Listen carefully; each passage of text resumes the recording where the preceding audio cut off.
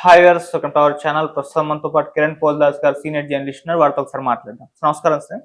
నమస్తే సార్, నిన్న హైదరాబాద్ లో ఒక రియల్టర్ సూసైడ్ చేసుకొని చనిపోయారు సార్. అయితే దీనిపైన పలు రకాల అనుమానాలు, ఆరోపణలు వస్తున్నాయి సార్. ఇది సూసైడ్ కాదు, ఇది ప్రభుత్వ హత్య అని చెప్పేసి బీఆర్ఎస్ వాళ్ళు అయితే ఆరోపిస్తున్నారు సార్. మరి ఈ ఇష్యూలో అసలు ఏం జరిగింది?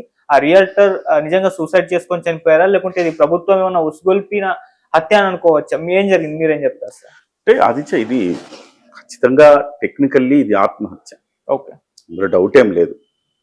టెక్నికల్లీ ఆత్మహత్య. ఇది ఒక రియల్టర్ బిల్డింగ్ కట్టాడు, కన్స్ట్రక్షన్ మొత్తం చేశాడు, కొనేవాడు లేడు, ఇతను బయట నుంచి డబ్బులు తెచ్చాడు, వాళ్ళ నుంచి ప్రెషర్ ఎక్కువైపోయింది, ఇక్కడ ఏమో మార్కెట్ లేదు, జనం కొంటలేదు, ఈ పరిస్థితుల్లో ఎలా బతకాలనుకున్నాడు, తను చాలించాడు. అయితే పరోక్షంగా ఇది ప్రభుత్వం ఉసిగొల్పిన హత్యనే, ప్రభుత్వం చేసిన హత్యనే అంటారు నేను. ఏ సార్, కాంగ్రెస్ ప్రభుత్వం చేసిన హత్యనా, బీఆర్ఎస్ అన్నది కరెక్టేనా అని మీరు అనొచ్చు. ఖచ్చితంగా కరెక్టే, కానీ ఇది బీఆర్ఎస్ చేసిన హత్య కూడా. రెండు ప్రభుత్వాలు కలిసి చేసిన హత్య ఇది.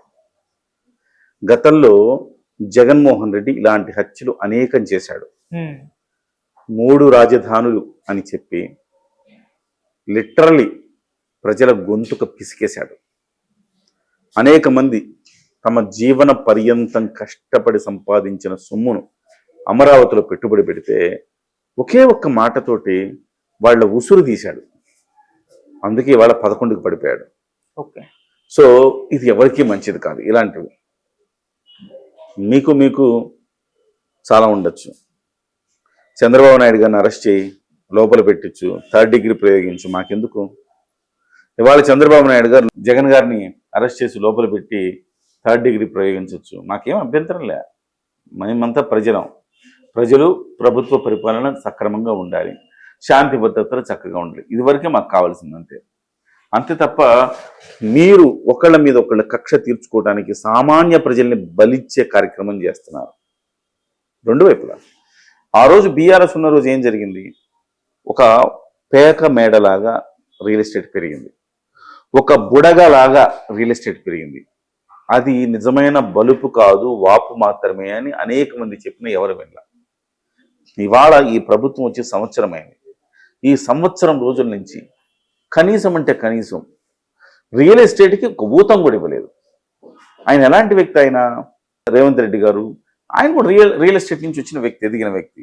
అలాంటి వ్యక్తి రియల్ ఎస్టేట్ వల్ల బాధలు తెలియవా అంటే చాలా ఎక్కువ తెలుసు ఆయనకి. ఎంత ఎక్కువ తెలుసు అంటే బీఆర్ఎస్ పెంచి పోషించిన రియల్టర్లు ఎవరో తెలుసు, బీఆర్ఎస్కి ఫండింగ్ ఎట్లా వెళ్తుందో తెలుసు, వాళ్ళందరినీ ఎలా నియంత్రించాలో తెలుసు. సో ఇలాంటప్పుడు నేనేమంటానంటే ఈ ప్రభుత్వాలు అతివృష్టి ఒక ప్రభుత్వం, అతివృష్టి ఒక ప్రభుత్వం, అనావృష్టి రెండు ప్రమాదకరమే.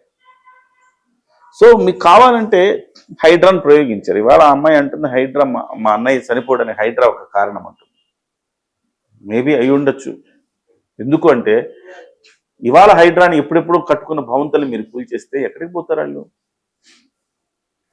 ఇన్నాళ్ళ నుంచి హైడ్రా పలానోళ్ళు కూల్చాడు అంటున్నారే, పలానా అధికారి మీద చర్య తీసుకున్నారని విన్నావా ఆదిత్య?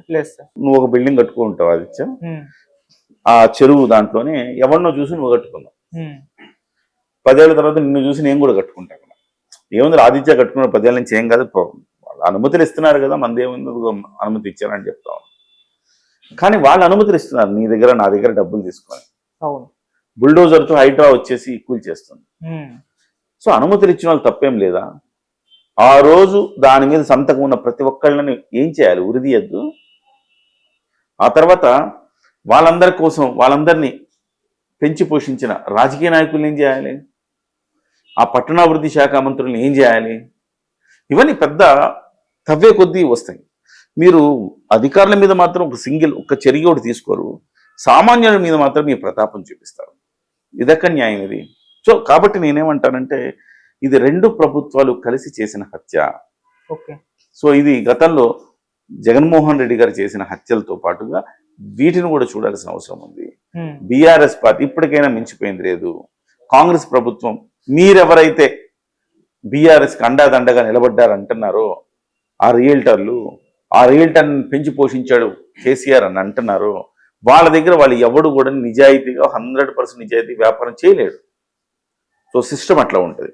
కాబట్టి వాడి దగ్గరికి వెళ్తే వాడు ఎక్కడో దగ్గర దొరుకుతాడు కదా, నువ్వు అనుకున్న వాళ్ళందరినీ ట్రేస్ అవుట్ చేసి వాళ్ళని స్మాష్ చేసుకో, మాకు అభ్యంతరం లేదు.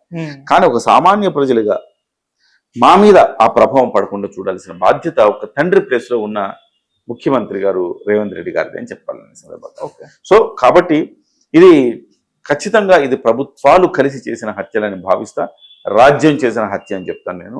ఖచ్చితంగా అందరూ ధైర్యంగా ఉండాలా. కొనేవాళ్ళకు కూడా నేను ఒకటే చెప్తున్నా, ఇంకా ఏదో తగ్గుతాయి, ఇంకా కరెక్షన్ జరిగిపోయింది. ఆల్రెడీ 1 సంవత్సరంగా కరెక్షన్ జరుగుతూ ఉంది, కరెక్షన్ జరిగిపోయింది. సో ఇంకా ఇంతకంటే తక్కువ రేట్లు పడతాయని కూడా మూర్ఖత్వమే. చాలా మంది రియల్టర్లు ఏమంటున్నారంటే ఇంకా ఆగుదాం, ఇంకా ఆగుదాం. ఎందుకు ఆగాలి? ఎందుకు? మళ్ళీ కాసేపు కొన్ని రోజుల తర్వాత మళ్ళీ భూమి వచ్చింది అనుకో, అప్పుడు నువ్వు కొనుక్కుంటే ప్రజలు కూడా వేలం వెర్రిగా ఉంటారు. ఆదిత్య, భూమి వచ్చింది అనగానే టప్ప టప్ప టప్ప వెళ్ళి 1 లక్ష 2 లక్షలు 10 లక్షలు ఎక్కువైనా కొనేస్తారు. కానీ ఇందులో ఇట్లా సంపులో ఉంది అన్నప్పుడు, బాగా డౌన్ అయినప్పుడు ప్రైజెస్, అప్పుడు ఎందుకు కొనరాళ్ళు? అప్పుడు కొంటే కదా నీకు తక్కువ ధరకు వచ్చేది. కాబట్టి ఈ ప్రభుత్వాలు ఇకనైనా కానీ మేలుకొని సామాన్యులు బలి కాకుండా చూడాల్సిన అవసరం ఉంది. రేవంత్ రెడ్డి గారికి నేను ఒక విజ్ఞప్తిలాగా చేస్తాను అనుకోండి. డెఫినెట్గా కొందరు ప్రాణాలు నిలబెట్టాలంటే చాలా మంది కొన్ని రోజులు ఇలాగే కొనసాగితే పెద్ద పెద్ద అపర్ణ ఇలాంటి వాళ్ళు నిలబడతారు తప్ప మామూలు వాళ్ళు నిలబడరు. వాళ్ళందరినీ నిలబెట్టాల్సిన బాధ్యత ముఖ్యమంత్రి గారి మీదే ఉంది. Right sir, thank you so much. Thank you.